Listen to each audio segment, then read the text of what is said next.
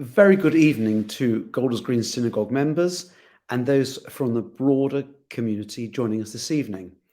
I'm Harvey Bolofsky. I'm the Senior Rabbi of Golders Green Synagogue, and I'm your host for this evening. This is the beginning of a new series of interviews in conversations that I'm hosting during this period. Like our first series, I'm going to focus on people who can speak to the way the pandemic has changed the world and what that means for our spiritual, personal, and Jewish lives. In this series, as thank God the pandemic is now finally receding, I plan to talk about opportunities as well as fault lines, the moments of growth as well as the threats. This evening, I have the enormous pleasure and privilege to welcome my special guest, the Right Reverend and Right Honourable the Lord Williams of Oystermouth, Rowan Williams. Baron Williams has had an extraordinary and varied career, having been a Professor of Divinity at the University of Oxford and Bishop of Monmouth, Archbishop of Wales, and in 2002, he became the 104th Archbishop of Canterbury.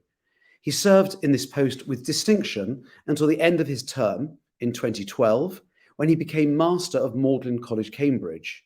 He retired from this position and from the House of Lords in 2020, some 18 months ago, remaining the Chancellor of the University of South Wales, from where he hails.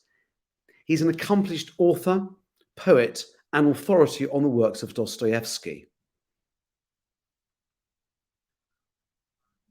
Good evening, Rowan. Harvey, hello. Thank you very much for your welcome. And thank you so much for joining us. I prepared a range of questions, which I hope will be opportunities for a conversation. And there may be a chance for viewers to send in questions in the chat. And if we get an opportunity, and of course they're appropriate, we'll have a look at them if there's time at the end. If I may, let's get going. I'd like to focus first on your time as Archbishop of Canterbury. And as a leader in a non-establishment religious group, I'm intrigued by the relationship between church and state and how that plays out for the religious leader. Rowan, what do you think are the strengths and weaknesses of this model?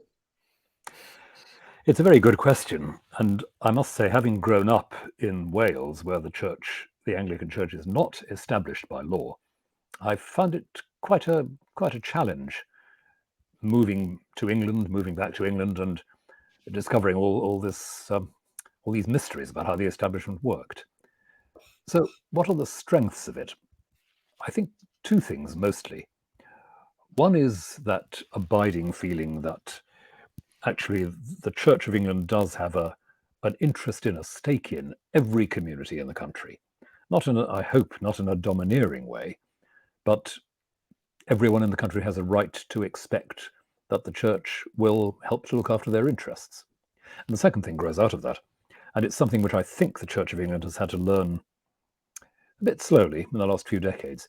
If everyone in the country has a right to expect that the Church takes an interest in them, then of course that applies to other faith communities as well as Anglicans and Christians. And I found as Archbishop of Canterbury that one of the things, perhaps one of the surprising things about the job, was that it gave one a bit of a platform for gathering people from diverse religious communities to think about and to speak about matters of common interest in the country. So there are some positives. The negatives, I suppose, are really mostly to do with the fact that it can go with a sense of entitlement and a sense of, the Church of England being what all reasonable chaps belong to, and I do mean chaps. And there are some drawbacks to that, to put it mildly. Well, it reminds me of one of the thoughts that we always had when we visited certain places, some of which you were at, that the Church of England certainly had all the best buildings. That was really clear. We do quite well on that front. That was the starting point. Picking up on your first point about its strengths and about its taking an interest in all communities, even though it's outside the Anglican Communion, I note that Prince Charles has said in the past that when the time comes for him to be king, he'd like to be defender of faiths rather than defender of the faith. How do you think that might play out in practice, if it isn't too indiscreet question? Prince Charles is somebody who's got a very strong commitment to understanding other faith traditions. he's got probably what is rather deeper a commitment than some people realize to aspects of traditional Christianity. But he's always been hospitable and open to other traditions, and I think he has really internalized that sense that if there's any justification for having a religious establishment, it has to be something that has to serve the entire community. So I think, like his mother, he would see the role of being defender of the faith not as, if you like, being a paid champion of one particular point of view, but as someone who, as part of their, I won't say their job, but their vocation, has the task of keeping the perspective of faith alive in public discourse. And that means drawing on all those traditions of faith that are around. Thank you. That's very interesting. I want to turn slightly away from that to a more contemporary challenge. In our community, that's, I would say, specifically my synagogue, but certainly in the synagogue Jewish communities, there's a lot of angst about getting people back to synagogue post-pandemic. In many communities, numbers are down, there's a nervousness, and there are people who are out the habit of attending, even perhaps when they're not so nervous. And it's also, I think, for some people, if one wants to be entirely honest, a chance to break with something that they were perhaps already ambivalent about. And it's given an opportunity to spend their Saturday mornings or other occasions doing things they perhaps rather more enjoy. A colleague who may be watching wisely said to me last year, and I've quoted this many times, the pandemic, certainly in the Jewish community, has magnified or accelerated pre-pandemic realities for communities. And so with that kind of, well, I'm absolutely certain that this concern and reality is shared by many other faith communities. It's not in any way unique to the Jewish community. What strategies do you think, Rowan, might work in churches and perhaps more broadly for houses of worship to get people back in the habit? What can we do to make it appealing for them? Huge question. And of course, we do share exactly that problem. But, looking back over the last couple of years, and I don't know what it's been like in the Jewish community, but certainly for us, there's been a kind of glass half empty, glass half full feeling. On the one hand, yes, we have lost a lot of physical regular attenders. On the other hand, people have tuned in who might not otherwise have done. People have made connections across the globe, which they might not otherwise have done, have tuned in to worship and study from other continents. And actually, I've known a few Jewish friends who have found their commitment really deepened and enriched by discovering all sorts of resources in the United States, which have really opened things up for them. Yes. And for us, as Anglicans, I think there has been a bit of a sense that we've managed to open a door and keep it open for people who might find coming through a literal church door rather a challenge. So that's a slightly more positive thing. However, we can't just go on treating the online, the digital, as normal to the extent that our traditions, yours and ours, do put a lot of value on where you put your flesh and blood, where you put your skin, and how to restore that sense of the significance of sheer bodily proximity, being alongside the people you haven't necessarily chosen, but God has. I think that's one of the difficulties, because I would say that one of the most important things about belonging to the kind of religious community that you do and we do is the feeling that who we are with at the end of the day isn't just up to us. It's up to the Almighty. And how we are to learn from God depends a great deal on the unexpected and possibly not always welcome people that we're jammed up next to and can't avoid. If everything is just online, there's always that temptation to find the people you're comfortable with. And therefore we learn that. Ones you're not. So in terms of strategy, who knows? I suspect that it'll take time. And the taking of time is something which will be it'll work in all sorts of areas of our lives. I don't think we will be moving to sort of massively monochrome digital civilization within the next 18 months. I think there will be people rediscovering the theatre and the dance hall as they already are.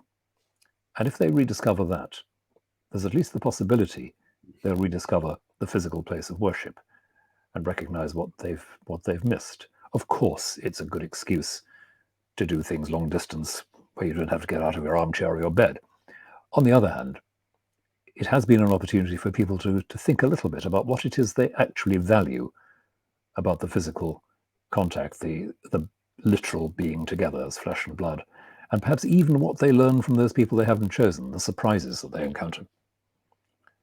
Now, I like that very much. I mean, I think that it aligns much with their own experience, that there have been some wonderful opportunities for different types of Jewish experience through the internet.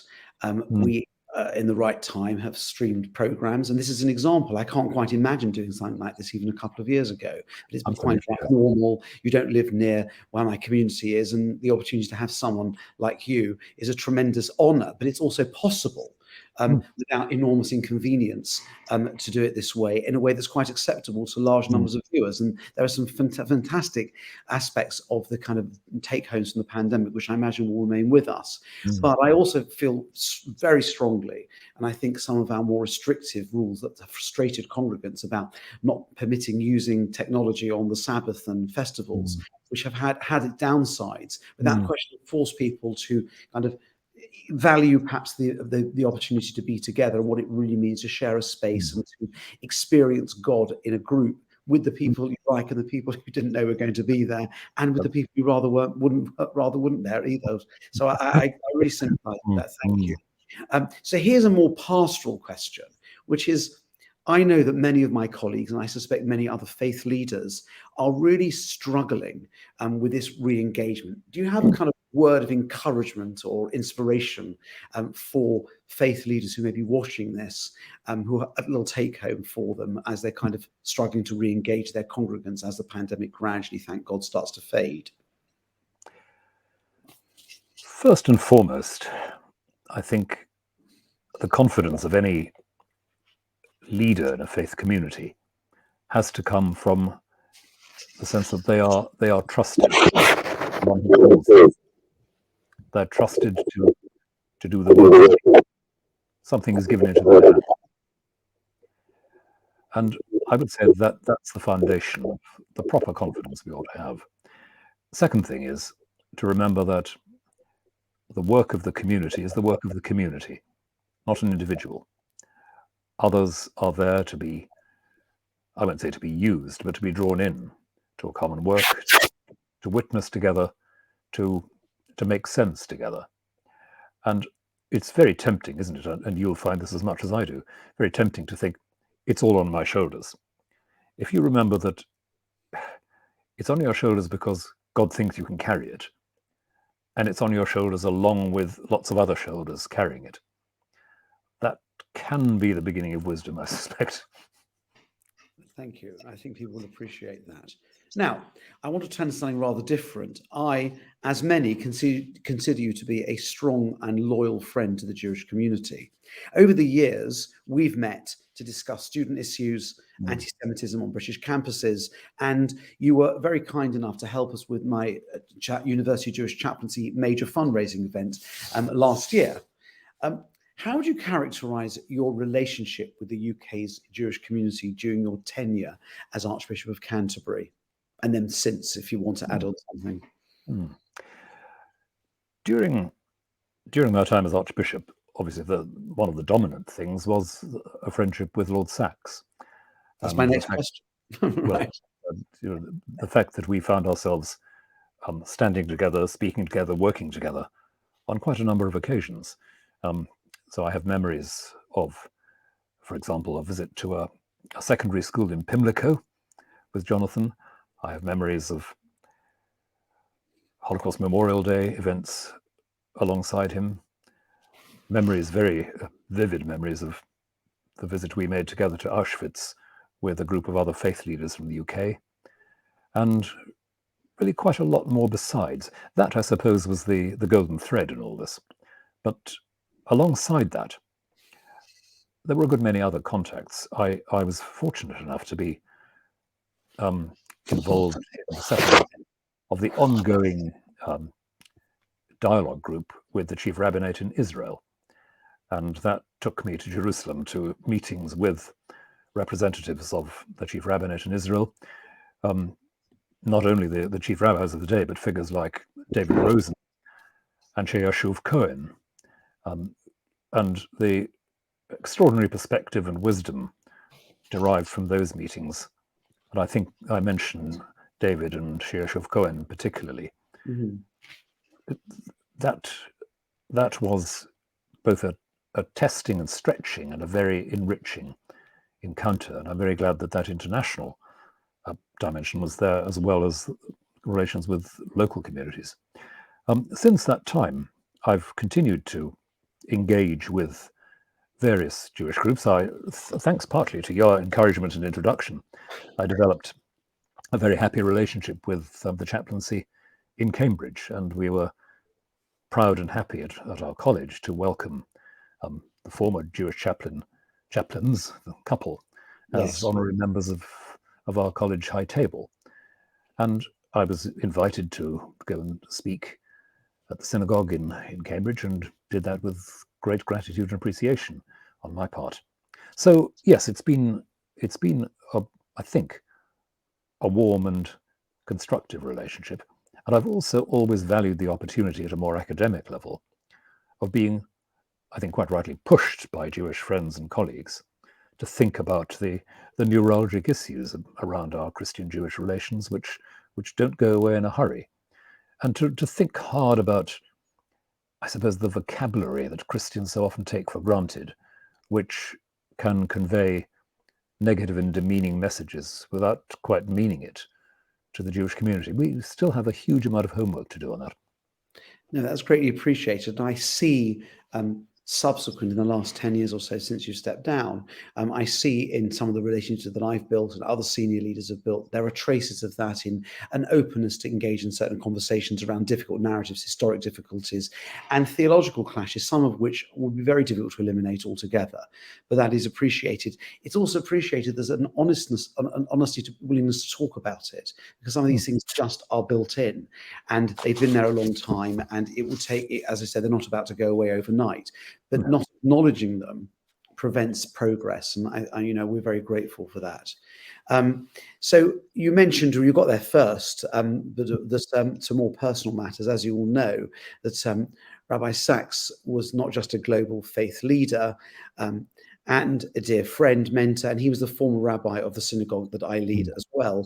And as you probably know, Jonathan Elaine retired back to the synagogue of which where he started his career, ours, and in the last 7 years of his life, he was an active congregant, and I had the great or dubious pleasure of him sitting there every time I gave a sermon, but he was entirely inscrutable, and so he never gave away when undoubtedly many times he thought it wasn't really terribly good.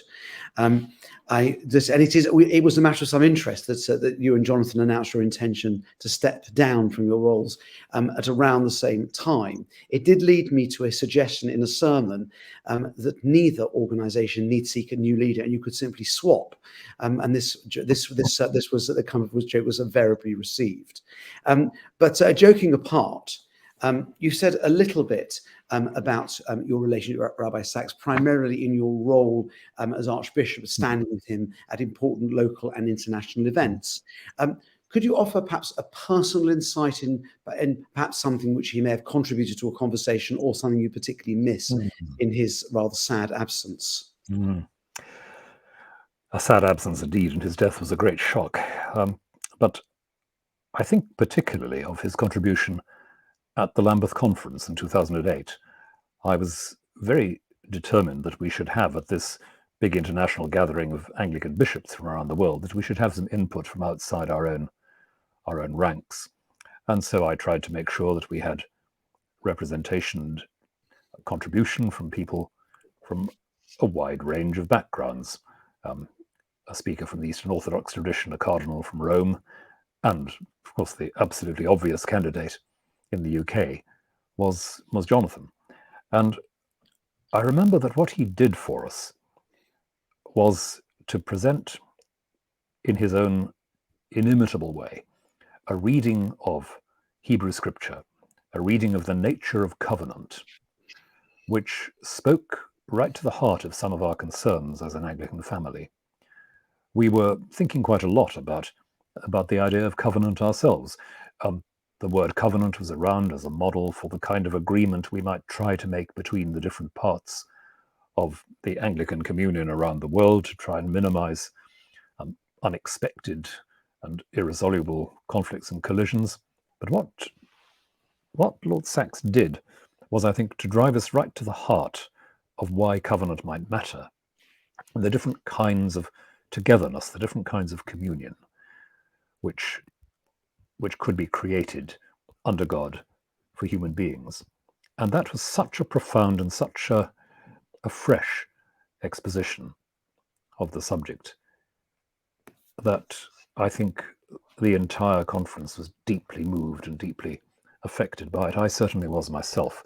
So I think of that occasion very particularly. I also think of Sabbath Eve meals with Jonathan and Elaine and exchanges over the dinner table and study around the dinner table, the exchange of perspectives on scripture, and dusting off my extremely rusty Hebrew to try and rise to the occasion just a little bit. Well, yes, it would have been nice to be a fly on the wall. And before I turn away from this subject altogether, do you have a favourite Jewish joke? Ooh, it's a temptation to be deeply politically incorrect, isn't it? Yeah. Fire away. If I do have a favourite Jewish joke, it is one that I can genuinely say I heard from Jewish sources, and that is the Jewish mother sending her son a telegram in the old days, simply saying, "Start worrying, details to follow." And Very good. We like that. That definitely qualifies. Thank you. I've quoted that to a number of people without even the religiously specific context, because I think if you're Welsh, there is something you immediately recognise about that also. Now, more broadly, as a spiritual leader, who, given the kind of very specific nature of the esteemed office that you held, it's difficult, perhaps inevitable, to, that one will get caught up in certain political issues. And anyone who has a kind of a role outside of a narrow parochial community, to some degree, I have this type of role, it becomes an interesting battle to ensure that one balances the two. One needs to be relevant. But on the other hand, one doesn't want to get caught up in political issues. How did you, or would you recommend that leaders balance the two? Very hard to generalize about it, but for me, it was a matter of making sure that I kept my relationships with the grassroots as fresh and direct as I could. One thing I rather missed moving to Canterbury from my work in Wales was that I wasn't any longer, as it were, automatically going out to the local parishes on Sundays, week after week. So what I tried to do was to make sure that as often as I could, perhaps once a fortnight, I could be in a parish in my diocese in Kent, that I could be in, Margate or Benenden or Folkestone or wherever, and just taking an ordinary Sunday morning service and spending some time afterwards with the congregation, drinking coffee, eating buns, and simply getting a feel for what was happening. And in a slightly different way, that also played out in making sure that every year I'd perhaps on 2 occasions spend a few days in one of the dioceses in England, going round with the bishop, visiting community projects, prisons, hospitals, schools. It was a bit random, really. I'd just write to the bishop and say, could we fix, say, 3 days in September when I could just spend some time with you, and you can think what you'd like me to see and what you'd like me to hear about. And I remember planning one such visit and saying to the bishop, what do you think would be helpful? And the bishop saying, most people in our parishes read about the Church of England in the newspapers, and they don't recognize what they read about. they read about this soap opera of church politics and controversy, and it doesn't actually connect very much with where they are and what their issues are. What I'd like you to do, he said, is to show them that you, as somebody they might read about in the papers, and the church at large, do know where the shoe pinches for them and are ready to listen. And I thought that was so important, and I've never forgotten that. So for me, it was very much a matter of that extremely basic thing. Just be there alongside and pick up what's going on. Because if you lose that, you don't just lose something in terms of policy and strategy. You lose your own awareness of what is good news. You lose your own awareness of how God works in ordinary lives. And that's lethal if you're in a position of religious responsibility of any kind, isn't it? But I can see that one moves into a meta role, that one can very easily lose connection with the people one is serving. It really does make very good sense. I thank you. I appreciate that answer. And on the back of that, I've noticed the temptation when speaking or writing to focus on contemporary issues, and that can be to the exclusion of discussing God, faith, and religion. What advice can you give to me about remaining true to one's mission, but while still remaining relevant, i.e. speaking to issues that really concern people's lives rather than the abstract?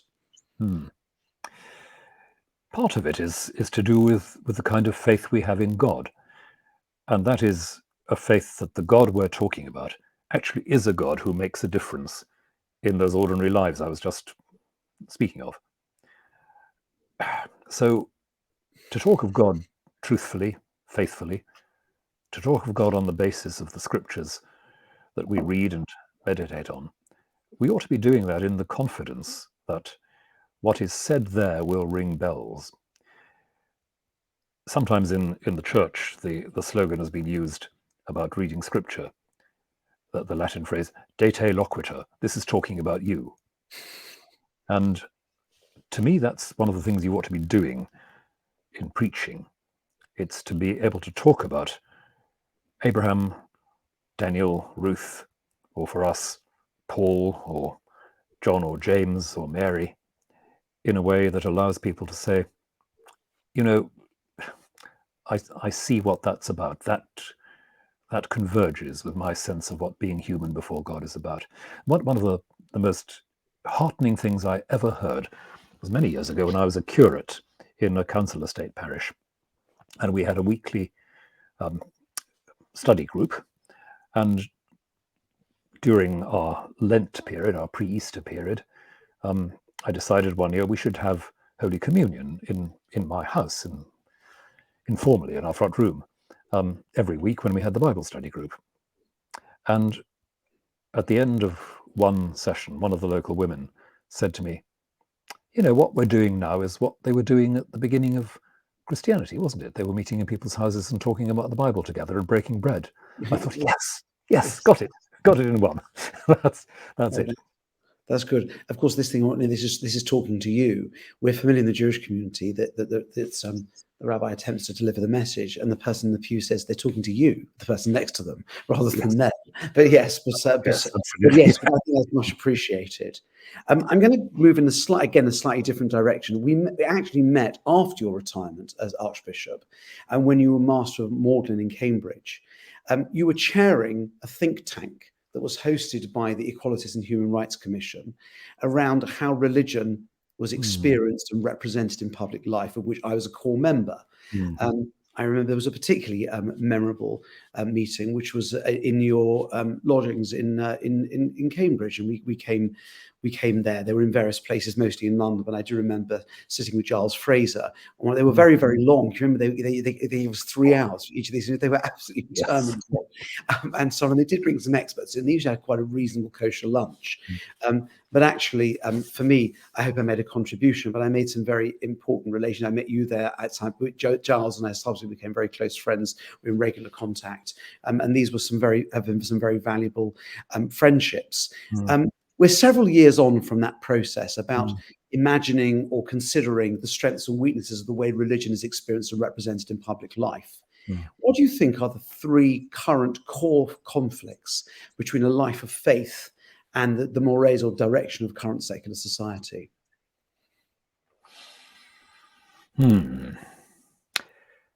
Oh, that's a very hard one. You don't have to give three. You may give fewer or more if you Well, prefer. let me see what I can do.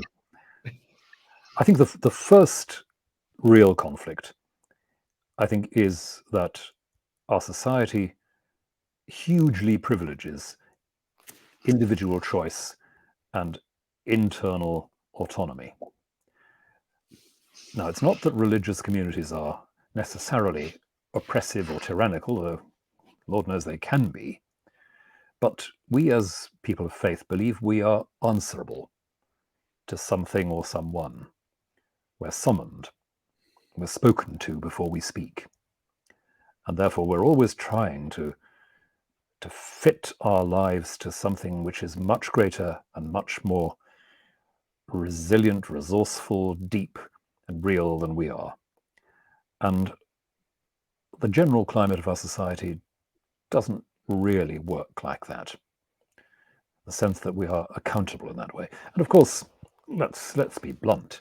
The political culture we're in at the moment, as we're currently seeing, does not seem to have a highly developed sense of responsibility, or the need to be accountable and truthful to how things truly are, and I find that so disheartening. So that's one area. The second thing is we are, of course, and it's connected with the first, we're a very short-termist culture. We like to see instant results. We like to see bangs for the buck. We like to see quick fixes. We, particularly, I think, in the Jewish and Christian worlds, we have quite a long story to tell. And I think it's not at all insignificant that the story of Jewish and Christian scripture unfolds over millennia. It's not a once and for all instantaneous thing.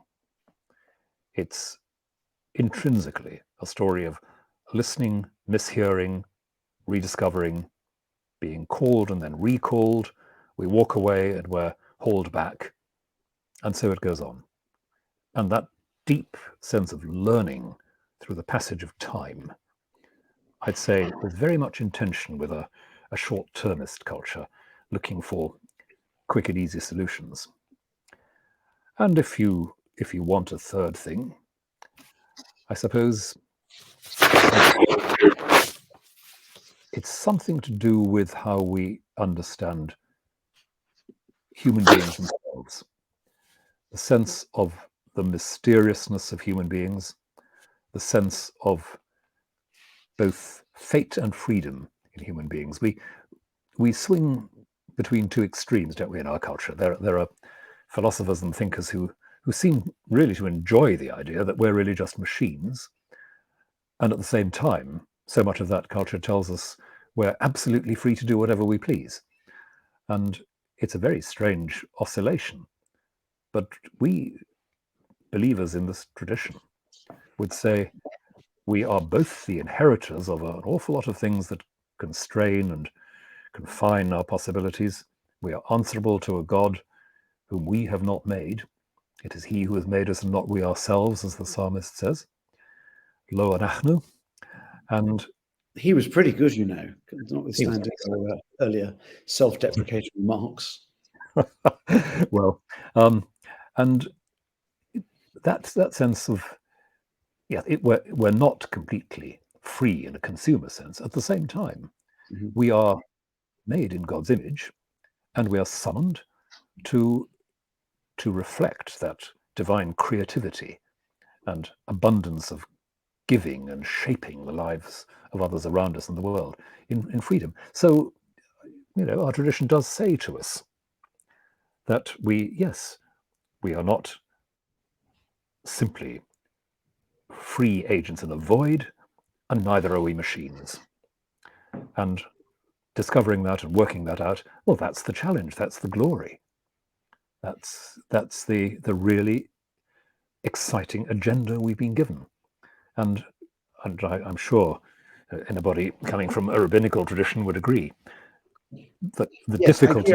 quite a That is, memorable answer. Actually. I'm going to have to play that one back when I watch the recording, and that's quite a memorable answer. Thank you. I need to dwell on that, and because I notice that I work in rabbinic recruitment part of the time, and I kind of I can see that kind of perhaps it's kind of post pandemic fatigue, but I do feel that there's a real sense of divergence between the demands, expectations of a life of faith, and some of the more individualistic aspects of contemporary society.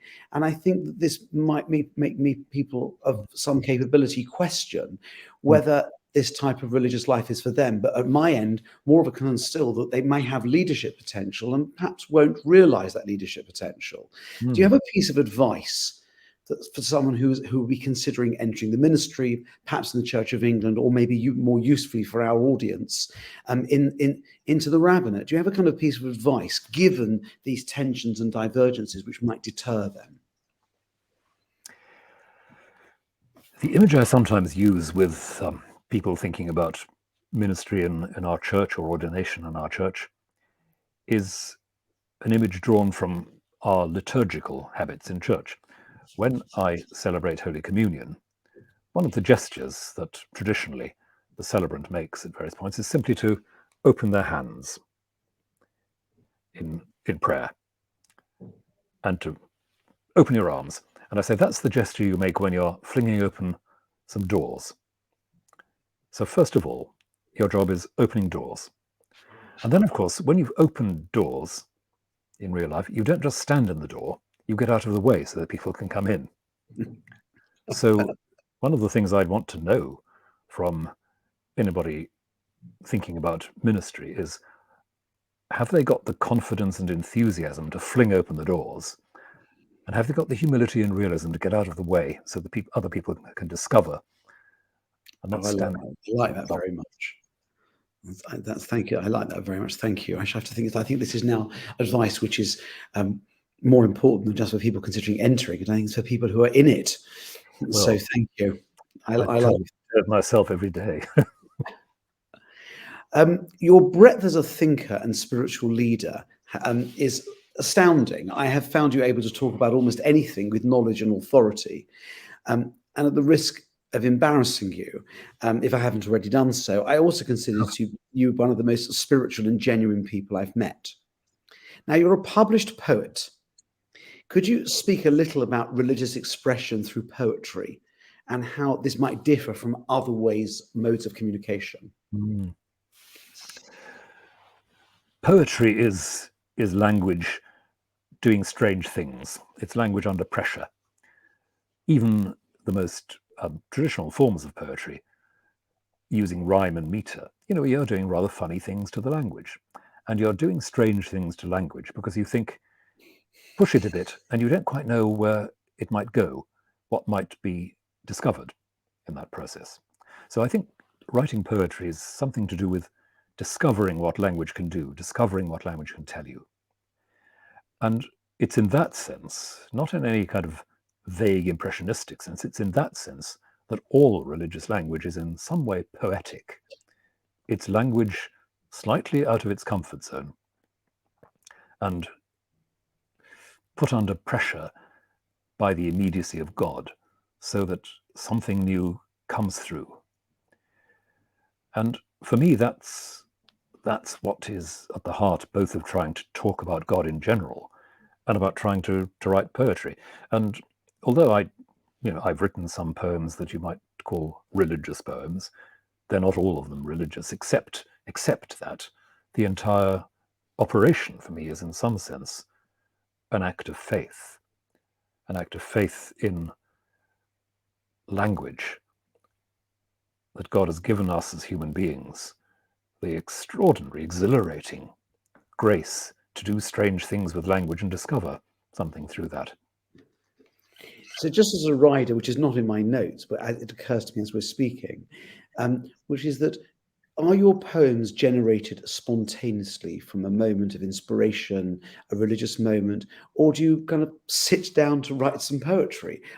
This is something which I've wondered, not just about you, but others. I can't say that poetry is something which I've ever really I've read poetry, but I don't regard myself any kind of expert. And the best I can usually come up with is a rather slightly off-color limerick. And so but how does it happen, this poetic experience that produces something worthy of publication and contemplation by others? It varies a lot from writer to writer. I think there are some people who do sit down and try to write poems every day, recognizing that most of them won't be much good, but that you need to keep your hand in. Others, like myself, I think do depend rather on what may strike them unexpectedly. And that may be an image, a visual image. It may be a phrase or a word. Suddenly something comes to mind, a little cluster of words, a little metaphor, or even, well, I suppose even a phrase you might see in passing, a headline, a notice. I wrote a poem a few years ago called "Please Close This Door Quietly," which was about going into a church. It was written for the Historic Churches Trust. And of course, often in visiting a historic church, you'll see that notice on the door saying, "Please close this door quietly." And I suddenly thought, well, okay, let's go with that. Let's see where that phrase takes me. So sometimes it's like that. Again, I can remember writing a poem, or a poem starting when I was on a retreat in a monastery in Europe, going for a walk, going past a pond with a lot of tadpoles. And for some reason, the tadpoles, as it were, spoke to me. And I looked at all those little black shapes in the water, looking like commas. And a whole train of imagery started up about words and punctuation and frogs and tadpoles. Don't ask me to go to the details, but that was just something that triggered it. And very, very rarely, something will come almost as a whole. An almost complete poem will unfold. A picture, a moment of reflection, and suddenly you hear how it might all go. That's very rare, but it's rather treasurable. I've sometimes said it's as if the poem kind of opens the door, walks in and sits down and puts its feet up. But that's not such a common experience for me. I think one of the things that emerges from this touches on perhaps the way I was thinking of you and mentioned before, which is that you seem to have an openness to a spiritual experience or a moment of inspiration, an opportunity to kind of experience God in the world in all kinds of spaces and places rather than necessarily formal settings. And I suspect that the kind of poetic inspiration goes together with that. And I think that that's something which certainly those who are very used to formal places of worship, formal services, formal liturgy. I'm a great believer in these formalities, but I also can see that they occasionally are a replacement, whether they should be complementary to spontaneous religious experience. And what I think you're describing, another outlet for this spontaneity, which does not have to be contradicted by, but shouldn't be replaced by the formalities of religion. Absolutely, yes, and of course that has an effect backwards, as it were, on how we think about formal worship. We sometimes need to be reminded how very strange the things are we say when we meet together and listen to scripture and sing together. The extravagance, the strangeness of the imagery we use, it rolls over us. We've heard it all before, and occasionally it's a wonderful grace to think, my goodness, that's a strange thing to say. What kind of depth of experience must have generated that kind of strangeness? And that enhances our sense of God, I think. Yes, I think that you're right. In a very kind of a slightly related but tangential question, I've been a Dostoevsky enthusiast since my undergraduate days, and I've read most of his major works. I'd like to make this clear for anyone listening. I've read them in translation into English. He was a complex character with genius mixed in with some deeply unpleasant characteristics, not least his overt and quite extreme hatred for Jews. Could you explain your interest in Dostoevsky and how his ideas align with or diverge from your faith?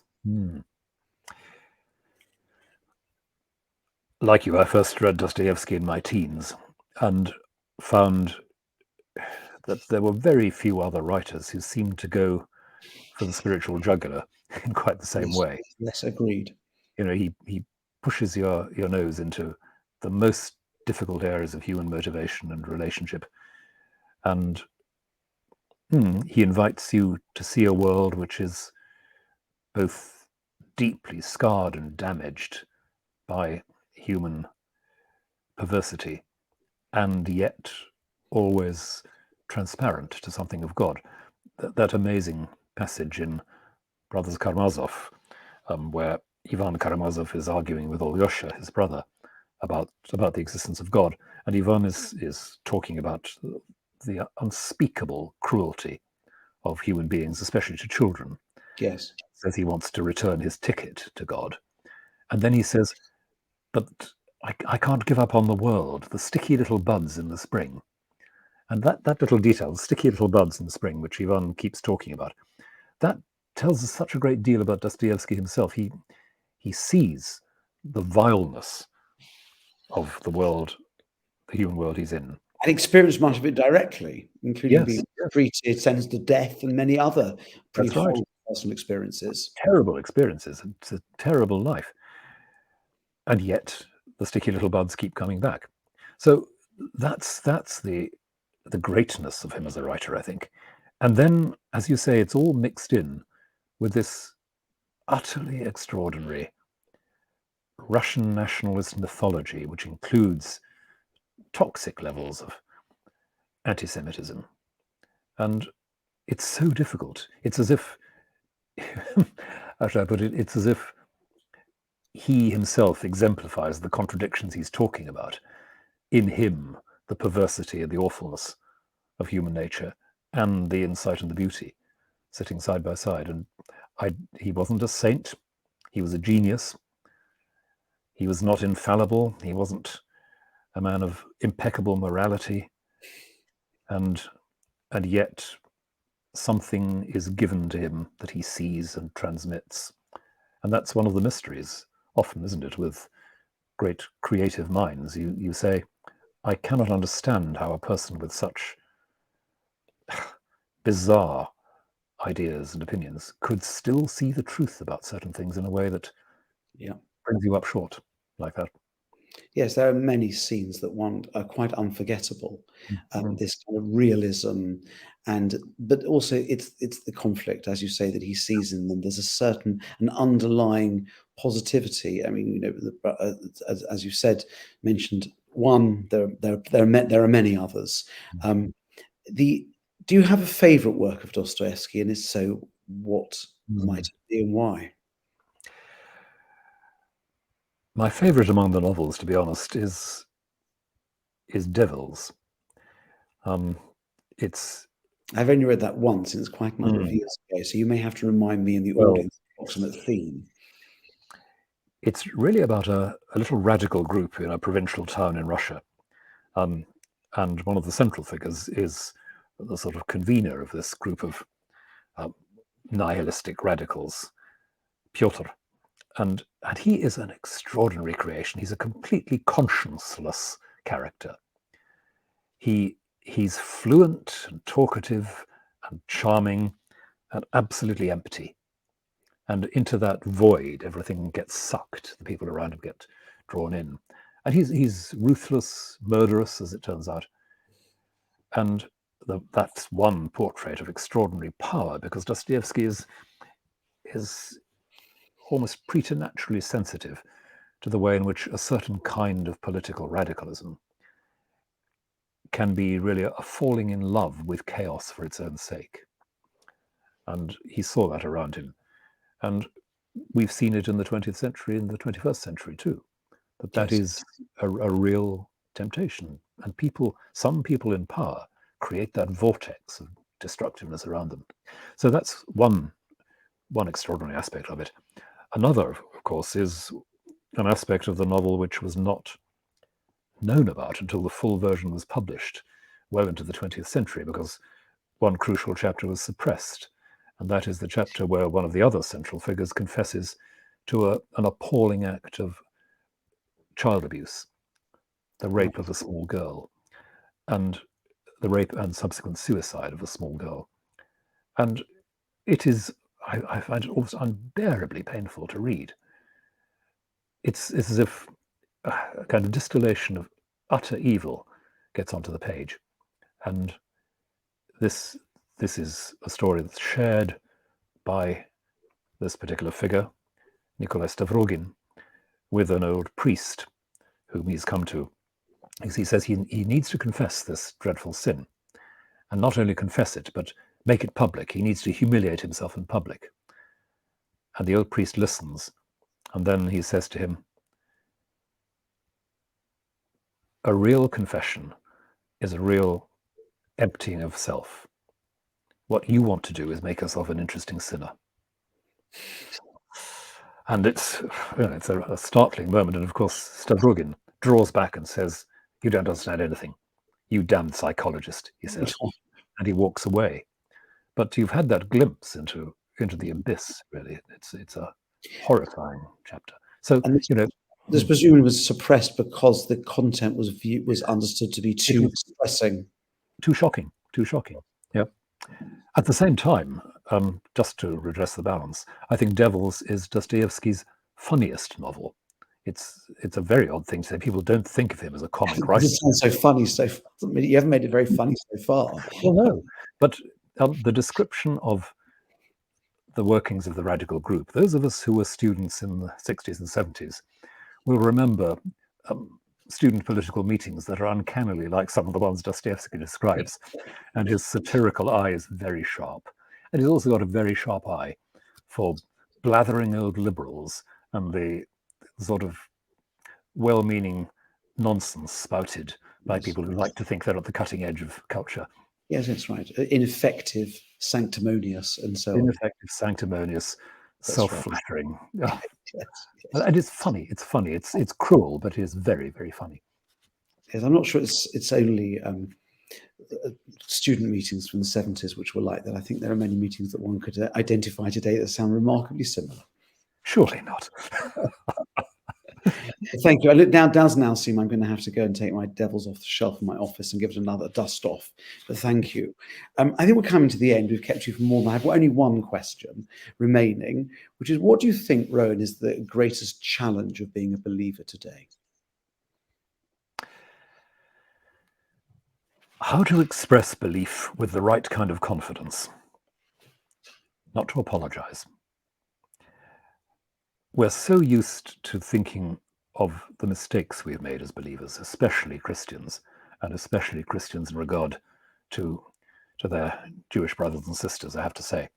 We're so used to acknowledging that we've been triumphalist, exclusivist, and all the rest of it. And yet, we, people of faith, do need to find a confidence that says to the world, you know what? Belief makes the world larger rather than smaller. There's more air to breathe. There's more room to move in. There's more beauty to see. There's more depth to experience.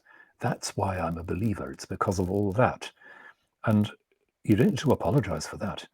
But how to convey that in a sense that really invites people, that's the challenge. Well, it's a good place to end, because it seems to me certain, given the great range and breadth we've covered in this conversation, that I think you're a person who exemplifies this, who have been able to kind of find a way of articulating faith and ideas in a way that has spoken to all kinds of people in many spheres. We've covered only a small number of areas of your expertise. You touched on our great deeply missed leader at West Sachs. I think he shared that ability to find the right language to confidently and unapologetically articulate belief and ideas and connection to ancient ideas translated into a modern idiom. And so I think that at 5 to 9, we're going to bring this to an end. I've certainly run out of questions, and it means I have time to just about write. And Rowan, it remains for me to thank you very much indeed for your time, for your energy, for your confidence that I would run this in a way that didn't in any way embarrass you or myself. And and to deepen our friendship. And I know that the many people who have been watching live and then will watch it on Catch Up later will really greatly appreciate your thoughts about the Jewish community, faith in general, your fond memories of Rabbi Sachs, and also your willingness to engage with us and share your wisdom. Thank you so much, and good evening. Thank you. Thank you so much, Harvey. Thank you all.